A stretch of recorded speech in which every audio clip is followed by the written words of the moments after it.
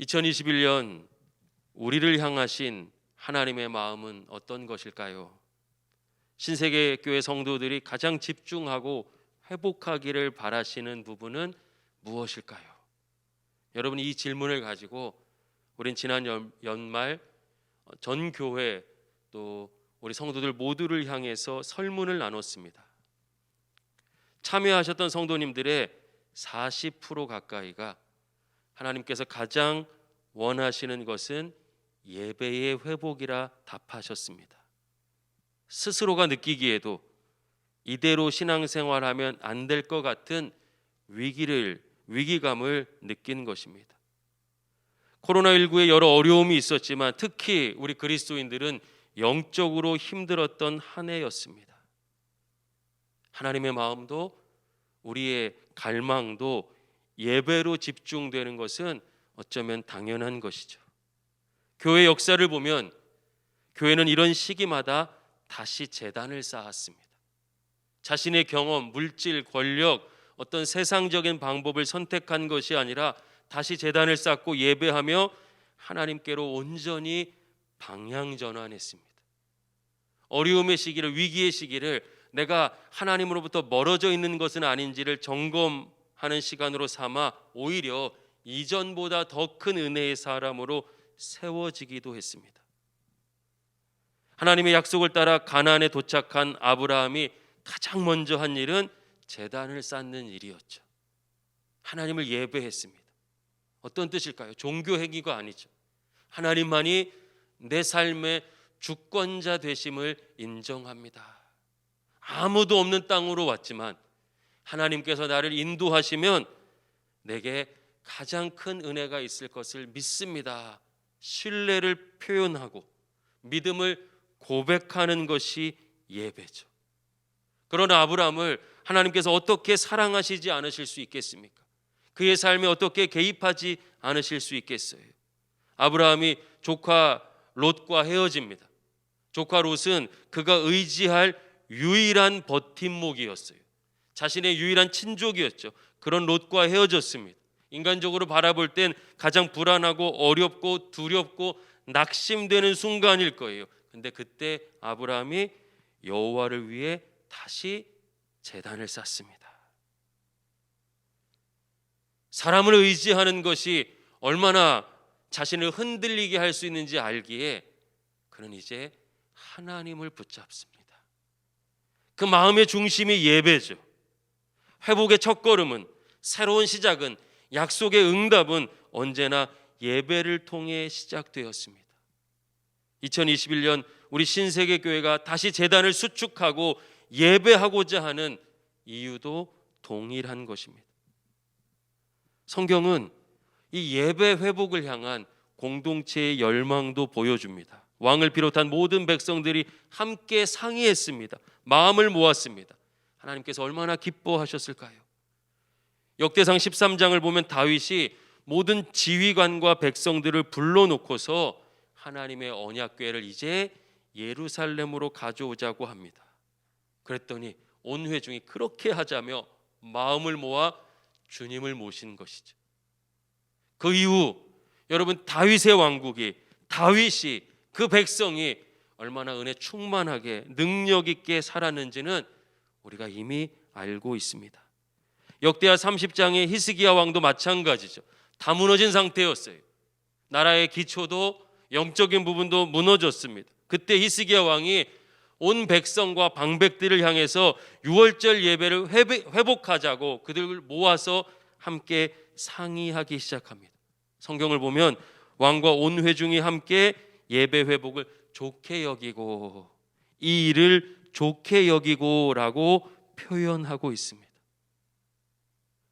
기꺼이, 즐겁게, 진심으로, 그리고 자발성을 가지고 예배 회복을 준비했을 때 하나님은 단 한순간도 떠나지 않으시고 그들을 찾아와 만나주시며 회복시켜 주셨죠.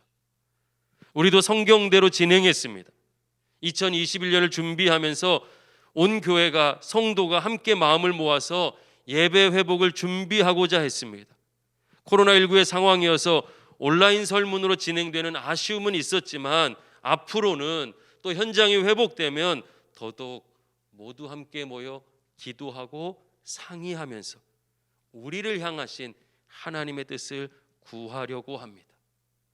교회가 정말 복된 삶으로 나아갈 수 있는 유일한 길은 모든 것을 하나님의 방법대로 하는 것이죠. 이 과정을 통해서 받은 말씀이 이사야 58장 11절, 너는 마르지 않는 샘과 같으리라, 바로 2021년 우리의 기원입니다. 너는 마르지 않는 샘과 같으리라. 여러분, 예배를 회복하자 하는 이들에게 하나님이 약속하신 은혜예요.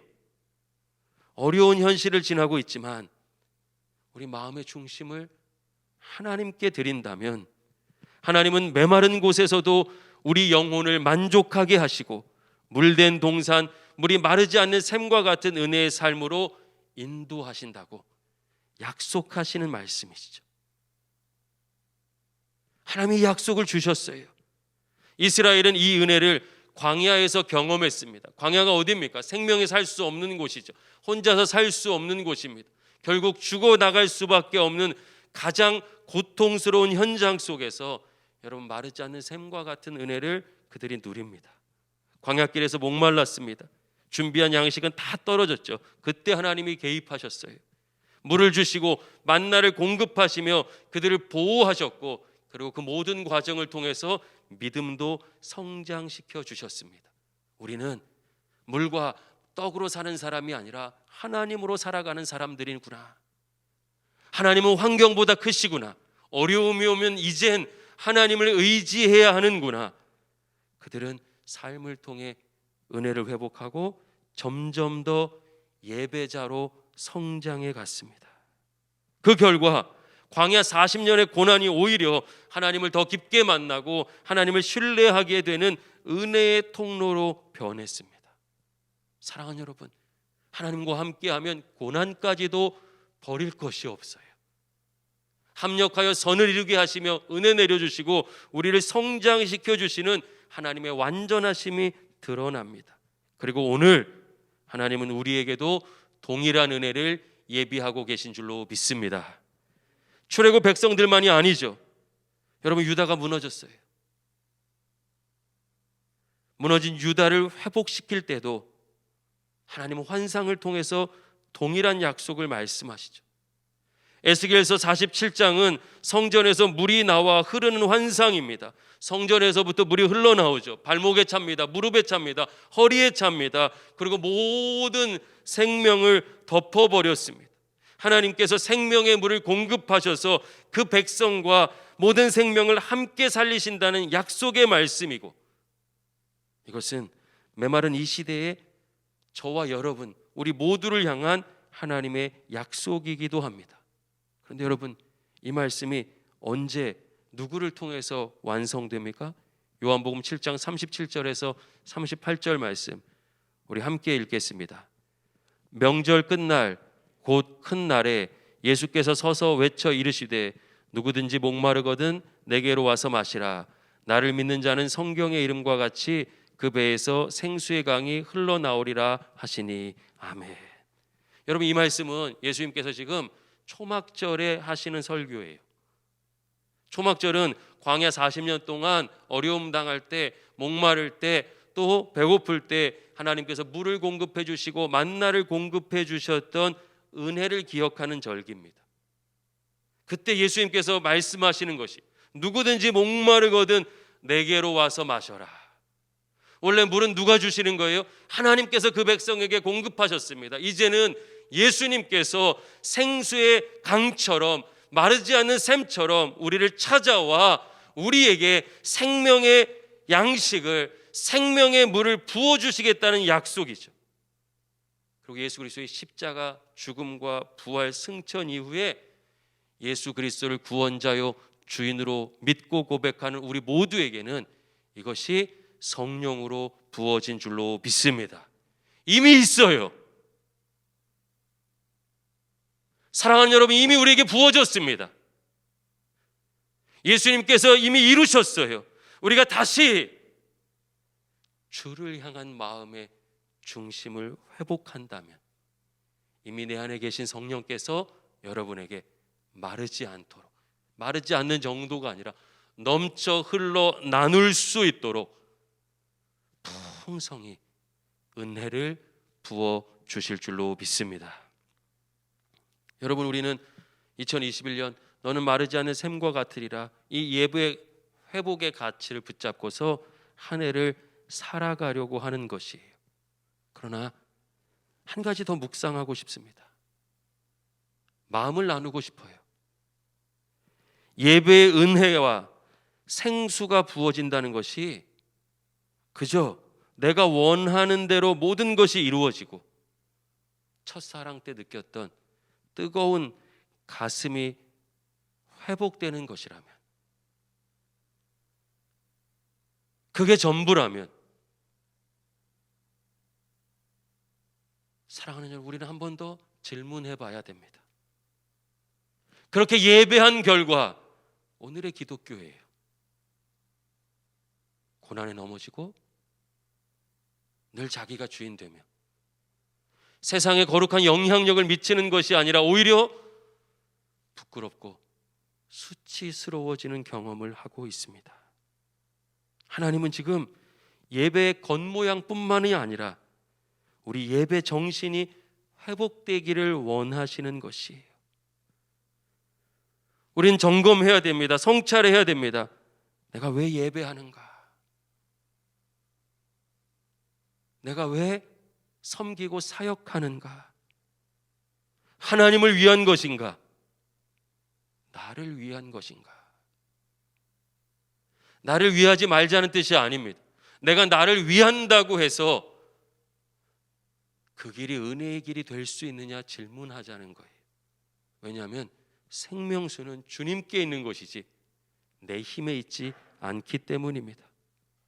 하나님의 뜻과 상관없는 예배, 하나님을 향한 순종과 신뢰가 없다면 성경은 그것이 온전한 의미의 예배라 하지 않습니다.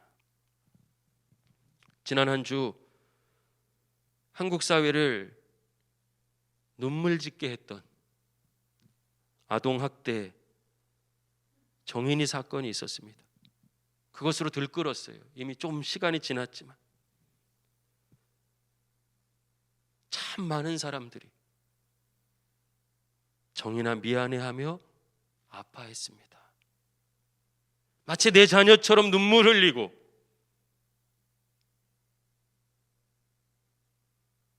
때로는 분노했습니다. 입양한 그 어린아이를 어떻게 그렇게까지 죽일 수 있을까요? 그런데 그리스도인이었습니다. 누구를 정죄하거나 미워할 자격이 제게는 없습니다. 그렇죠. 그러나 이 마음은 떠나지 않는 거예요. 우리 그리스도인들은 도대체 어떤 사람인가? 나는 자유로울 수 있는가?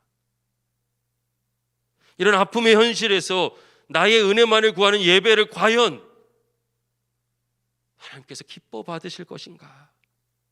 한 주간 질문이 떠나지 않았습니다. 지난 금요일 정말 추운 한파 속에서 많은 노숙인들이 이른 아침부터 우리 교회를 찾아왔어요. 그저 봉투에 한 끼 드실 식사비 넣어드린 것밖에 할 수 없습니다. 코로나19로 이분들을 향한 지원이나 돌봄이 다 끊어져서 교회로 오시는 분들이 점점 많아지고 있어요. 우리는 마음 담아서 헌신하고 또 제가 새벽에 이런 이야기했을 때 그 마음에 감동받아서 1,000원짜리를 20만 원씩 30만 원씩 준비해서 가져다 주시는 분도 계십니다. 하지만 정말 그들의 아픔을 내가 공감하고 있는가? 제 자신을 돌아봤을 때 너무 부끄러웠어요. 코로나19를 위해 애쓰는 의료진과 관계자들을 위해 기도하고 있지만 어느새 형식적이 되었고 그들의 섬김은 당연한 것처럼 여기고 있는 것 같습니다. 우리 주변에서 이렇게 상상할 수 없이 끔찍한 일이 일어나고 누군가는 어려움 당하고 있고 직장과 사업장의 문제로 눈물 짓고 있는데 그저 나의 은혜만을 위해 예배한다는 것이 예배일 수 있을까요? 하나님의 마음을 헤아리지 못하는 예배가 예배일 수 있는지 성경은 오늘 우리에게 질문을 던지고 있습니다. 우리의 기원이 되는 이사야 58장 11절은 사실 이사야 58장 전체를 통해서 해석해야 되는 말씀이죠. 1절부터 읽어 내려오면 유다 백성들도 우리처럼 예배 회복을 갈망하며 금식하고 안식일을 지켰습니다. 그러나 오히려 하나님은 선지자들을 향해서 그들의 죄를 드러내라고 말씀하셔요. 도대체 무엇이 문제였을까요? 이사야 58장 2절에서 4절 말씀을 세 번역으로 제가 한번 읽겠습니다. 그들이 마치 공의를 행하고 하나님의 규례를 저버리지 않는 민족이나 되듯이 날마다 나를 찾으며 나의 길을 알기를 좋아한다. 그들은 무엇이 공의로운 판단인가를 나에게 묻고 하나님께 가까이 나가기를 즐거워한다고 한다. 주님께서 보시지도 않는데 우리가 무엇 때문에 금식을 합니까? 주님께서 알아주시지도 않는데 우리가 무엇 때문에 고행을 하겠습니까? 너희들이 금식하는 날 너희 자신의 향락만을 찾고 일꾼들에게는 무리하게 일을 시킨다. 너희가 다투고 싸우면서 금식을 하는구나. 이렇게 못된 주먹질이나 하려고 금식을 하느냐? 너희의 목소리를 저 높은 곳에 들리게 할 생각이 있다면 오늘과 같은 이런 금식을 해서는 안 된다. 58장은 금식 말씀에서 또 안식일의 이야기로 이어집니다. 예배 정신을 말하는 거예요.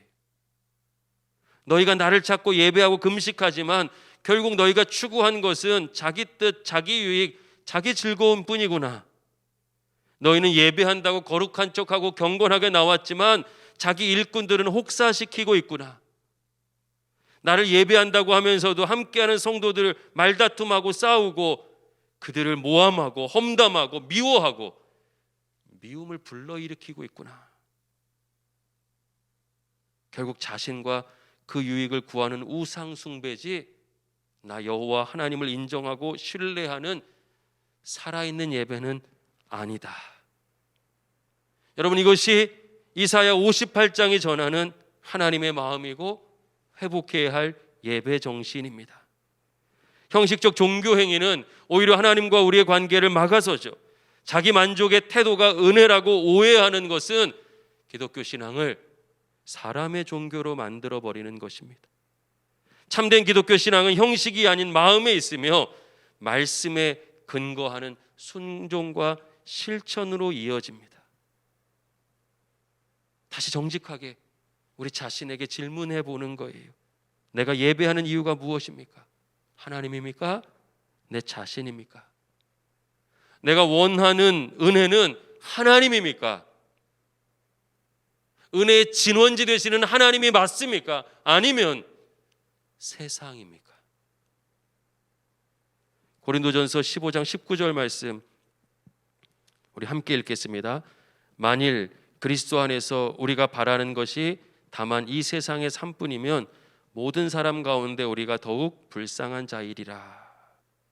혹시 그렇게 은혜를 갈망해 왔는데 사실은 세상의 복만 바란 것은 아닐까요? 한국교회는 그동안 세상의 복을 받아 힘이 써지고 건물 커지고 사람 많아지는 세상의 가치와 똑같은 성공을 하나님이 주신 은혜라 자랑했습니다. 물론 이것도 중요합니다. 하나님은 우리를 사랑하시고 우리를 인도해 주시고 책임져 주시고 복을 내려 주시는 분이 맞습니다. 하지만 하나님은 그 과정을 통해서 하나님께 들어오는 것이지 그것이 신앙의 완성이라고 말씀하고 계시지 않습니다. 오히려 멈추면 안 된다고 우리를 도전하시죠. 한국교회가 하나님의 뜻보다 나의 교회, 우리 교회, 나만의 은혜, 우리의 부흥과 세상 따라가다가 코로나19 지난 1년을 통해서 그 밑바닥을 완전히 드러냈습니다. 때로는 세상보다도 못한 것이 아닌지 염려되었습니다. 방역을 가장 방해하고 있고 상식도 예의도 잃어버렸으며 이기적이기까지 합니다. 교회 탄압이라 외치는 분도 계시죠. 그러나 목사로서 성경을 통해 그들의 이야기를 확인할 때 어디에서도 성경의 근거를 찾을 수 없었습니다. 그 결과 한국 교회와 성도들은 은혜를 쏟았습니다. 어디 가서도 나 예배하는 사람입니다. 나 교회 다닙니다. 그리스도입니다. 말하기를 부끄러워하고 있습니다. 감추고 있습니다. 그리고 기독교 신앙의 진정한 가치와 영향력까지도 잃어버리고 있는 것 같습니다. 하나님께서 얼마나 아파하실까요? 만약 우리가 회복하려는 예배가 다시 똑같이 내 생각, 내 뜻만을 위한 것이라면 영적인 악순환과 메마름은 끝나지 않을 것입니다. 예배는 하나님께서 받으시는 것이기 때문에 하나님의 뜻대로 드려야 하는 것입니다. 하나님은 아브라함을 부르시고 복을 주셨을 뿐만 아니라 축복의 통로가 되게 하셨어요. 그의 삶 속에서 희생하고 헌신하고 섬기고 손해보는 일들이 있었습니다. 그러나 그 손해로 끝나지 않고 하나님께서 채워주셨고 채워주시지 않아도 하나님의 일이기에 기뻐했습니다. 이스라엘 백성을 출애굽시키시고 만나와 메추라기를 먹이셨죠. 이런 현실의 기쁨도 분명히 주셨습니다. 그러나 거기에 멈추지 않고 제사장 나라 거룩한 백성이라는 위대한 사명도 주셨죠. 나만의 은혜가 아니라 은혜를 나누는 삶, 하나님의 사랑과 영광을 드러내는 가장 복된 길로 이끄셨습니다. 그리고 그것이 살아있는 믿음, 살아있는 예배라 가르쳐 주시고 계셔요. 물론 우리 자신만 감당하기도 어려운 시기임에 틀림없습니다. 저는 부담스러운 신앙으로 나가자는 것이 아니에요. 진짜 복받는 신앙으로 나가자 말씀드리고 있는 것입니다. 여러분 수없이 위로 받으셨잖아요. 위로는 이런 거예요. 운동을 하는데 뭔가 처음을 배우는데 난 정말 소질이 없는 것 같아요. 포기하고 싶어요. 그때 너는 할 수 있다 위로해서 다시 일어나게 하는 역할이죠. 아무것도 하지 않고 시도도 하지 않고 훈련도 하지 않고 연습도 하지 않는데 잘할 수 있다 잘할 수 있다 위로하는 건 기만이죠. 하나님은 우리를 기만하시는 분이 아니십니다. 하나님은 우리를 위로하시고 사랑하시고 때로는 우리를 도전하시고 흔들기도 하시고 찔러서라도 우리를 일으켜 세워 하나님의 백성 되게 하시는 분이십니다. 전 목회를 하면서 수없이 위로만을 바라는 성도들을 봐왔습니다. 성장하지 못하는 성도, 늘 다른 사람 탓하고 피해의식에 젖어 있으며 결국 하나님이 안 계시다고 부인하는 모습들을 보아왔습니다. 내버려둘 수가 없어요. 더 이상 그렇게 내버려둘 수가 없습니다. 죽음의 길, 메마름의 길, 아픔의 길, 멸망의 길로 가는 성도들을 더 이상 내버려둘 수 없습니다. 아무리 힘들고 부담스러워도 사랑하는 여러분, 다시 우리 바른 신앙으로 하나님 중심의 신앙으로 회복될 때 하나님께서 우리 삶에 역사해 주실 줄로 믿습니다. 그렇다면 이 어려움의 순간은 오히려 우리를 성장시키는 은혜의 기회로 변화될 것입니다. 우리가 바르고 건강한 신앙을 향해 나가야 내 삶의 진정한 은혜의 회복도 있고 세상을 향해서도 다시 거룩한 영향력을 발휘하는 성경적이고 건강하고 능력 있는 성도, 능력 있는 교회가 될 것입니다. 사랑하는 여러분, 하나님은 더 많은 예배와 헌금 봉사가 아닌 인애와 사랑을 원하시는 분이시죠. 막연한 긍정의 힘이나 여전히 내가 주인 되는 신앙, 나의 노하우를 내려놓고 2021년 하나님의 음성에 귀를 기울이며 시작하면 하나님께서 얼마나 기뻐하실까요? 말씀을 정리하겠습니다. 부담되고 익숙치 않아도 이 말씀을 마음에 품고 주의 뜻을 따라 묵묵히 걸어간다면 하나님은 살아계신 분이시기 때문에 반드시 마르지 않는 샘과 같은 은혜를 우리에게 부어주실 줄로 믿습니다. 할렐루야. 기도하겠습니다.